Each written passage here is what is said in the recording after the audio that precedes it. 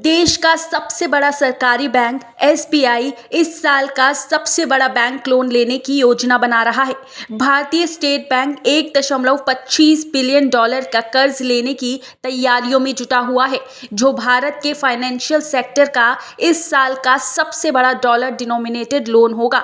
Bloomberg की report के मुताबिक मामले से जुड़े लोगों ने बताया कि सीटीबीसी बैंक, एचएसबीसी होल्डिंग्स पीएलसी और ताइपे फ्यूबोन बैंक 5 साल के लोन की व्यवस्था कर रहे हैं, जिसमें risk free secured overnight financing rate पर 92% 5 बेसिस पॉइंट्स का इंटरेस्ट मार्जिन होगा। मामले से परिचित लोगों ने बताया कि भारत का टॉप लेंडर देश के सबसे नए financial centre Gujarat international finance tech city में अपनी ब्रांच के माध्यम से सामान्य कॉरपोरेट उद्देश्यों के लिए सुविधा जुटा रहा है।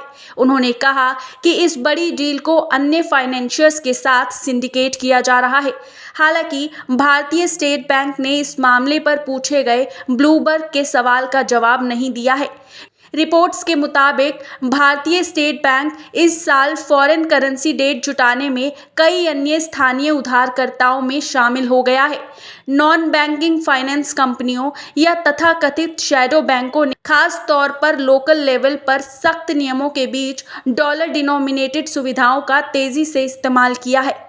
Cholamandalam investment and finance company $300 million की सिंडिकेट टर्म फैसिलिटी प्राप्त करने वाली लेटेस्ट भारत की और नॉन बैंकिंग फाइनेंस कंपनी है। दूसरी ओर local financial union bank of India की सिडनी ब्रांच $125 मिलियन के 3 साल के लोन की मार्केटिंग कर रही है, जबकि बैंक ऑफ बड़ौदा $750 मिलियन का उधार जुटा रहा है। बड़ी कंपनियों द्वारा उधार न लिए जाने की वजह से इस साल भारत का डॉलर लोन वॉल्यूम 27% घटकर $14.2 बिलियन रह गया है।